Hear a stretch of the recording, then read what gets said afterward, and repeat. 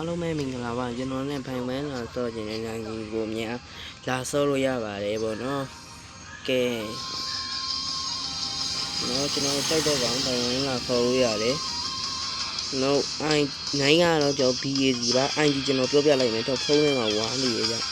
ဒီနေ့ရောကျွန်တော် ID က183535323ပေါ့နော်183535353 5323ပေါ့နော်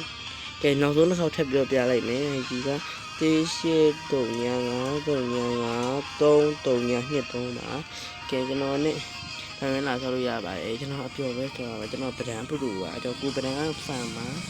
ဒီတိုက်တဲ့ကောင်ကျွန်တော်နဲ့ဖိုင်ဝဲလာဆောက်လို့ရပါတယ်စကင်ကတော့ကျွန်တော်မရှိ14កောင်ပဲရှိပါတယ်ကဲအားလုံးဘိုင်းကျေးဇူးတင်ပါတယ်ဖိုင်ဝဲလာဆောက်ရပါတယ်